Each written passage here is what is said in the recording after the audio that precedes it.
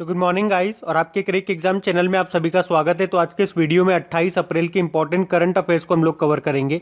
तो देखिए हमारा पहला प्रश्न क्या है। हाल ही में कलकत्ता हाईकोर्ट के मुख्य न्यायाधीश चीफ जस्टिस के रूप में किसे नियुक्त किया गया है? तो आंसर होगा राजेश बिंदल को। तो अभी राष्ट्रपति रामनाथ कोविंद जी ने जस्टिस राजेश बिंदल को कलकत्ता हाईकोर्ट के चीफ जस्टिस के रूप में नियुक्त किया। और ये किन का स्थान लेंगे? टीबी राधाकृष्णन का स्थान लेंगे, क्योंकि अभी वो रिटायर्ड हो गए हैं। तो इनका नाम याद रखना, क्या नाम है? राजेश बिंदल। बाकी संजीव बनर्जी ये तमिलनाडु हाईकोर्ट के चीफ जस्टिस बने थे।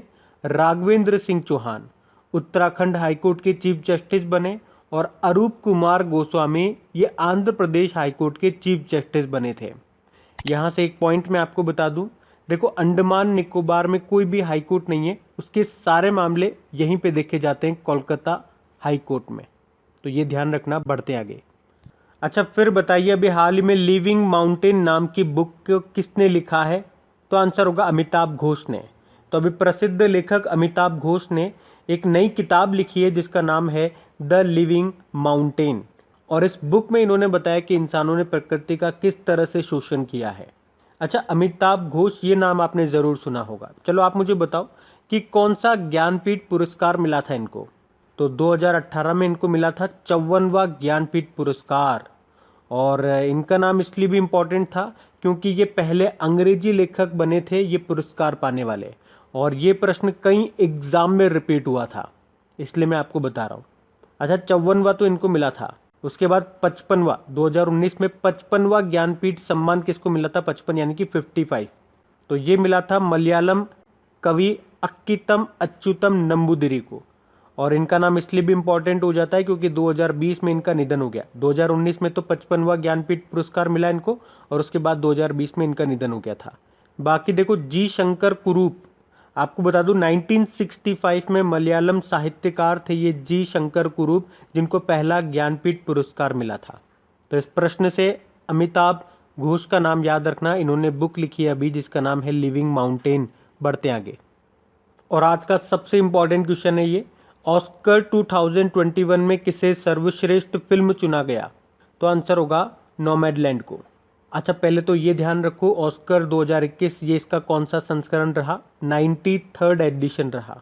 वैसे तो ये हर साल हॉलीवुड के डॉल्बी थिएटर लॉस एंजलिस में आयोजित किया जाता है, लेकिन इस बार कोविड-19 के कारण इसे ऑनलाइन आयोजित किया गया। और इसमें बेस्ट फिल्म चुना गया किसको? नोमैडलैंड को। और नोमैडलैंड आप जानते हो अभी बाफ्ता अवार्ड्स में भी इसे बेस्ट फिल्म का अवार्ड मिला था। और उसके पहले गोल्डन ग्लोब अवार्ड्स जो हुए थे उसमें भी बेस्ट फिल्म चुना गया था नोमैडलैंड को। उसके अलावा बेस्ट एक्टर याद रखो एंथोनी हॉपकिंस रहे। और किस मूवी के लिए? द फादर मूवी के लिए एंथोनी हॉपकिंस को बेस्ट एक्टर चुना गया।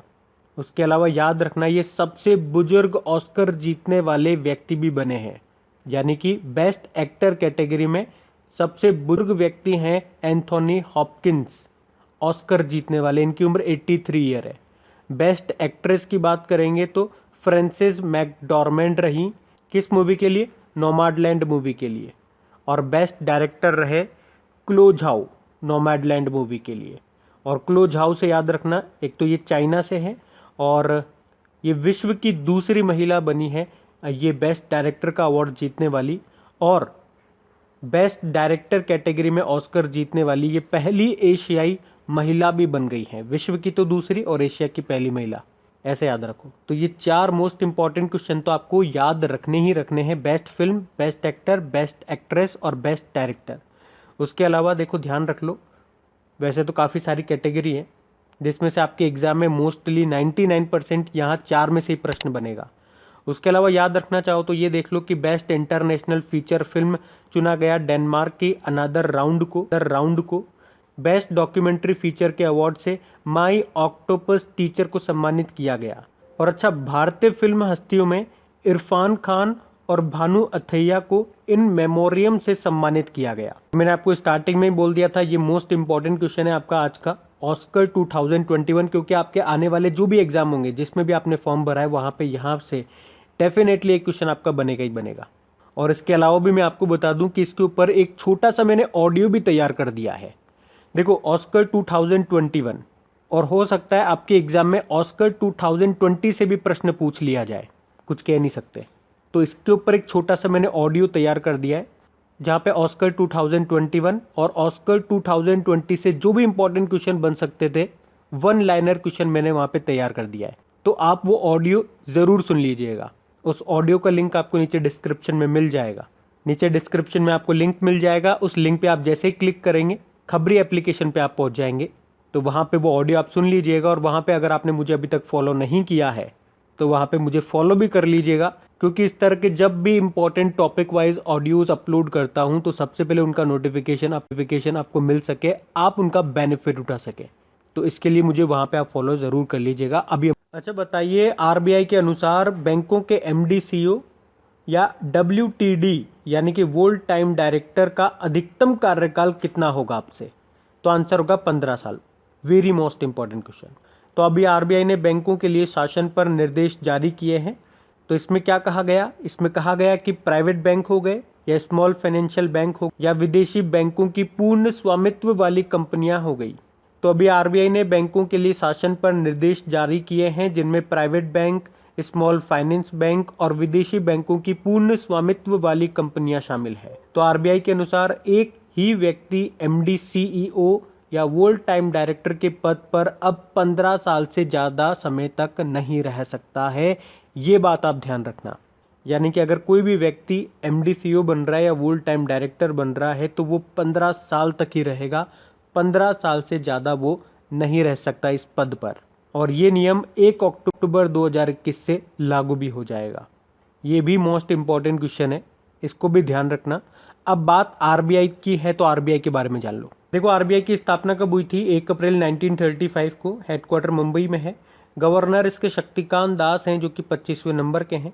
गवर्नर से कुछ क्वेश्चन मैंने आपको हमेशा बताए, जैसे कि पहले ब्रिटिश गवर्नर का नाम क्या है? ऑसबॉर्न स्मिथ है। पहले इंडियन गवर्नर का नाम क्या है? सीडी देशमुख है। और 2 बुकें मैंने आपको बताई थी। यहाँ के पूर्व गवर्नर थे उर्जित पटेल, उन्होंने बुक लिखी थी overdraft saving the Indian saver. और आरबीआई के पूर्व डेप्यूटी गवर्नर थे विरल आचार्य, उन्होंने कौन सी बुक लिखी? Quest for restoring financial stability of India. बाकी देखो, वैसे तो आरबीआई में 4 डेप्यूटी गवर्नर होते हैं, लेकिन अभी एक रिटायर्ड हो गए, बीपी कानूनगो उनका नाम है। तो बाकी 3 कौन कौन बच गए?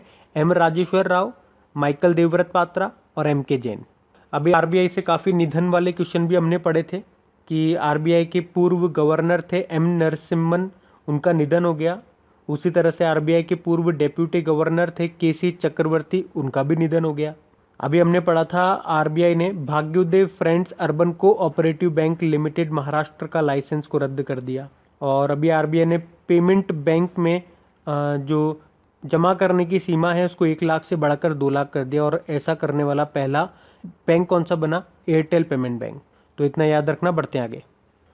अच्छा बताइए, अभी किस देश ने अपने पहले मंगल रोवर का नाम झुरोंग रखा है? तो आंसर होगा चाइना ने। तो अभी चीनी सरकार ने देश के पारंपरिक अग्नि देवता के नाम पर अपने पहले मंगल रोवर को झुरोंग नाम दिया है। देखो, आपको याद होगा कुछ समय पहले हम लोगों ने पढ़ा था कि चीन ने चांद पर तियानवेन-1 नाम से अपना एक यान भेजा है।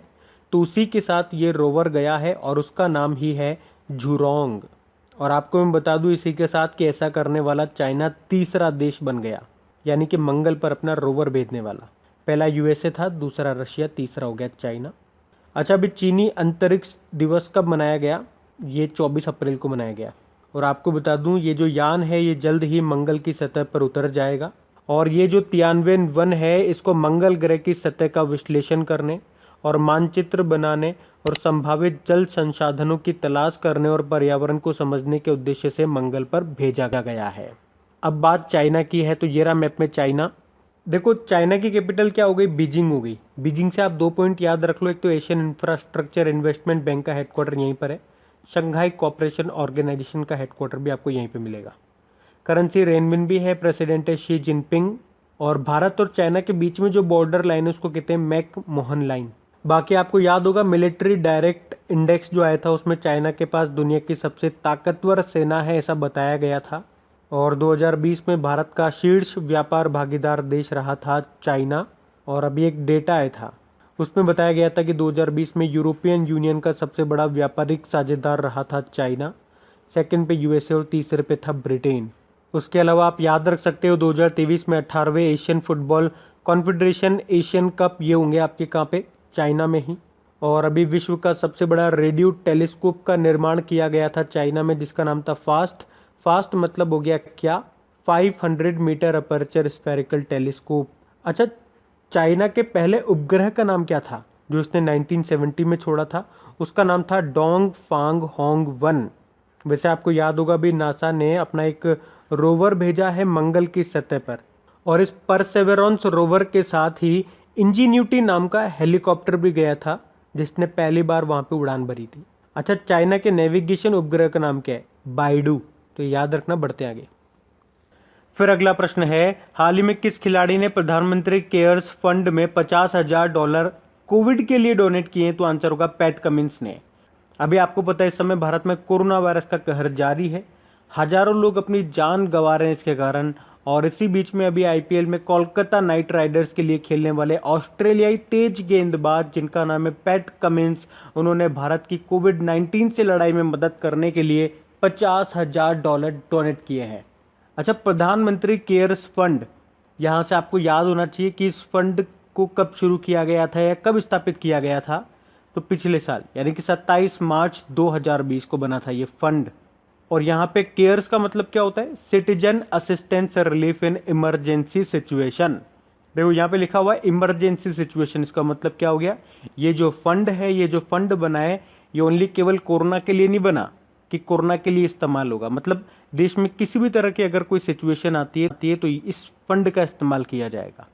और यहीं से एक और लेटेस्ट क्वेश्चन मैं आपको बता दूं कि इसी फंड का इस्तेमाल करके देश में 551 नए ऑक्सीजन जनरेशन प्लांट लगाए जाएंगे। तो ये नया पॉइंट है, ये भी ध्यान रखना। बाकी देखो इस प्रश्न का उत्तर तो पैट कमिंस हो गया। वैसे केन विलियमसन की बात करेंगे, न्यूजीलैंड क्रिकेट टीम के कप्तान है ये। इन्हें अभी 6 साल में चौथी बार सर रिचर्ड हेडली पदक से सम्मानित किया गया था। थिसारा परेरा की बात करेंगे, 1 ओवर में 6 छक्के लगाने वाले पहले श्रीलंकाई खिलाड़ी बने थे थिसारा परेरा। बढ़ते आगे। अच्छा, फिर अगला प्रश्न है, हाल ही में मारुति सुजुकी के पूर्व मैनेजिंग डायरेक्टर का निधन हो गया, नाम बताइए उनका। आंसर होगा जगदीश खट्टर। तो अभी मारुति सुजुकी के पूर्व मैनेजिंग डायरेक्टर रहे जगदीश खट्टर का भी निधन हो गया। उन्होंने 1993 से 2007 तक मारुति सुजुकी इंडिया लिमिटेड में काम किया था और उन्हें मारुति को भारत में सबसे बड़ी कार कंपनी के रूप में स्थापित करने का श्रेय भी दिया जाता है। क्या नाम है? जगदीश खट्टर इनका नाम है। बाकी देखो कृष्णमूर्ति संतानम का नाम भी याद रखना।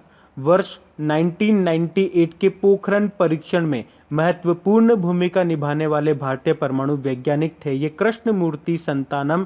इनका भी अभी निधन हो गया, पद्म भूषण सम्मान इनको मिल चुका है। बाकी राजन मिश्रा, तो भारत में बनारस घराने के प्रसिद्ध हिंदुस्तानी शास्त्रीय गायक थे ये पंडित राजन मिश्रा, जिनका भी निधन हो गया। तो ये भारतीय शास्त्रीय गायन की ख्याल शैली में गायक थे और इन्हें पद्म भूषण, संगीत नाटक अकादमी पुरस्कार, तानसेन सम्मान ये सब मिल चुके थे, लेकिन अभी इनका निधन हो गया। क्या नाम था? राजन मिश्रा। तो इस एक ही सिंगल प्रश्न में 3 क्वेश्चन मैंने आपको बता दिए हैं, ये आप ध्यान रखना। बढ़ते आगे। अच्छा बताइए, अभी हाल ही में किसने 12वीं बार बार्सिलोना ओपन टाइटल को जीत लिया? तो आंसर होगा राफेल नडाल ने। अच्छा, राफेल नडाल जो हैं इनका संबंध किस खेल से है ये तो आप जान चुके हैं, ये टेनिस प्लेयर है। लेकिन ये किस देश के हैं, इनकी नेशनलिटी क्या है? तो ये स्पेन के टेनिस प्लेयर हैं राफेल नडाल, और अभी इन्होंने 12वीं बार बार्सिलोना ओपन टाइटल का खिताब जीत लिया है। इसमें इन्होंने पोलैंड के टेनिस प्लेयर जो हैं स्टेफानोस सित्सिपास उनको हराया है। और इसी के साथ राफेल नडाल एटीपी रैंकिंग में दूसरे स्थान पर आ गए हैं। एटीपी मतलब एसोसिएशन टेनिस प्रोफेशनल। तो पहले स्थान पे कौन है? सर्बिया के स्टार टेनिस प्लेयर नोवाक जोकोविच, ये पहले स्थान पर है। सेकंड पे आ गए राफेल नडाल और थर्ड पे हैं डैनियल मेदवेदेव, ये रशिया के प्लेयर है। बढ़ते आगे। अच्छा, फिर बताइए, अभी हाल ही में आयोजित तीरंदाजी विश्व कप 2021 स्टेज 1 में किस देश की महिला रिकर्व टीम ने गोल्ड मेडल जीता? तो आंसर होगा भारत। अच्छा, सबसे पहला प्रश्न तो यही आपके माइंड में आएगा कि ये तीरंदाजी विश्व कप 2021 ये कहाँ पे हो रहा था? ये ग्वाटेमाला में हो रहा था। और वहीं पे भारत ने मैक्सिको को हरा करके गोल्ड मेडल जीत लिया है। अतः तीरंदाजी में एक नाम आपको ज़रूर याद होना चाहिए, दीपिका कुमारी का। एक बार आपके एग्जाम में पूछा गया था कि दीपिका कुमारी, इनका संबंध किस खेल से है? तीरंदाजी आंसर होगा इसका। और इसी तरह से भी आपको याद भी होगा, डेली करंट अफेयर्स पढ़ते होंगे तो, कि अभी जो बॉक्सिंग चैंपियनशिप हुई थी कहाँ पे? पोलैंड में, जिसमें आपको याद होगा भारत की महिलाओं ने कितने गोल्ड जीते थे? 7 गोल्ड जीते थे। और भारत के कितने पुरुषों ने गोल्ड जीता था? एक पुरुष ने 1 गोल्ड जीता था, यानी कि भारत ने टोटल 8 गोल्ड जीते थे। भारत उसमें कौन से स्थान पे रहा था? तो पहले स्थान पे रहा था। तो ये सारे पॉइंट्स भी ध्यान रखना। बढ़ते आगे। फिर अगला प्रश्न है, हाल ही में किस देश के पाठ्यक्रम में महाभारत और रामायण को शामिल किया गया है? तो आंसर होगा सऊदी अरब। देखिए, अभी एक्चुअली में सऊदी अरब ने विजन 2030 को पेश किया और इसके अंदर बोला गया कि विश्व के जितने भी धर्म हैं, यानी कि विश्व की जितनी भी संस्कृति है, उसको इसमें पढ़ाया जाएगा। और इसी का हिस्सा है हिंदू धर्म, और हिंदू धर्म के अंदर रामायण और महाभारत को पढ़ाया जाएगा। और साथ में मैं आपको बता दूं कि इस विजन 2030 में ये भी कहा गया है कि इंग्लिश लैंग्वेज ये कंपलसरी होगी, अनिवार्य होगी। अब बात यहाँ पे सऊदी अरब की है, तो ये रहा मैप में सऊदी अरब। देखो, आप जानते हो सऊदी अरब की कैपिटल रियाद है और 2020 में G20 समिट यहाँ पे हुआ था। और 2021 में G20 समिट कहाँ पे होगा? ये इटली में होगा। फिर 2022 वाला इंडोनेशिया में होगा और फिर 2023 वाला होगा इंडिया में, 2024 का ब्राज़ील में होगा। और देखो वहाँ की करेंसी सऊदी रियाल है। और किंग कौन है? मोहम्मद बिन सलमान अल सऊद। अच्छा, सिप्री की अभी रिपोर्ट आई थी मार्च में, उसमें बताया था कि दुनिया का सबसे बड़ा हथियार आयातक इंपोर्ट करने वाला जो देश है वो सऊदी अरब ही है। 2nd नंबर पे भारत है। और देखो, यहाँ से एक क्वेश्चन मैं आपको बताऊँ, अगर आपसे एग्जाम में पूछा जाता है कि विश्व का सबसे बड़ा रेतीला मरुस्थल ये कौन सा है और कहाँ पर है, तो ये सऊदी अरब में ही है। उसका नाम है रब अल खाली। क्या नाम है? रब अल खाली, जो कि सऊदी अरब में है। तो ये सारे पॉइंट्स ध्यान रखना। बढ़ते आगे। फिर बताइए, हाल ही में खबरों में रहा स्टरलाइट कॉपर स्मेल्टर प्लांट ये किस राज्य में है? तो ये आपको मिलेगा तमिलनाडु में। अच्छा, अब ये न्यूज़ में क्यों था? तो अभी तमिलनाडु सरकार ने थूथुकुडी में ये जो स्टरलाइट कॉपर स्मेल्टर प्लांट है, इसको फिर से खोलने का फैसला किया है। इस प्लांट को 4 महीनों के लिए खोला गया है ताकि मेडिकल ऑक्सीजन का उत्पादन किया जा सके। लेकिन याद रखना, यहाँ पर तांबे का उत्पादन नहीं किया जाएगा, ओनली ऑक्सीजन बनेगी, क्योंकि देश में आपको पता है कोविड तेजी से बढ़ रहा है और ऑक्सीजन की सप्लाई तेजी से घट रही है।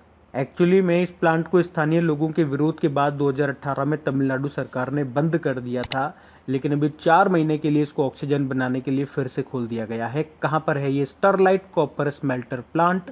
तमिलनाडु में है। बढ़ते आगे। अच्छा बताइए, अभी गोल्डमैन सैक्स ने वित्त वर्ष 2021-22 के लिए भारत की जीडीपी ग्रोथ रेट कितना रहने का अनुमान लगाया? तो आंसर होगा 10.5%। वैसे आपको याद होगा अभी एसबीआई ने कितना रहने का अनुमान लगाया था? 10.4%। और केयर रेटिंग्स ने 10.2%। और उससे पहले इंडिया रेटिंग्स एंड रिसर्च ने 10.1% रहने का अनुमान लगाया था। तो अब बात करेंगे कल की वीडियो में पूछे गए प्रश्न के उत्तर की। तो कल की वीडियो में आपसे पूछा गया था कि भारत और किस देश के बीच में वरुण 21 नाम का नौसैनिक अभ्यास शुरू हुआ? तो ये होता है भारत और फ्रांस के बीच में। अभी यह शुरू हुआ कहाँ पे? अरब सागर में। आप सभी ने प्रश्न का बिल्कुल सही उत्तर दिया है। और गाइस देखिए, प्लीज़ अगर सेशन अच्छा लगा हो तो इसे लाइक ज़रूर कीजिएगा और अपने दोस्तों के साथ में इस वीडियो को शेयर आपको ज़रूर करना है। और जो मैंने आप लोगों के लिए स्पेशल ऑडियो तैयार किया है वो एक्सक्लूसिव ऑडियो है, उसको आप ज़रूर सुनना। उसमें आपको बहुत सारी नई जानकारियाँ जानने को मिलेंगी। छोटा सा ऑडियो है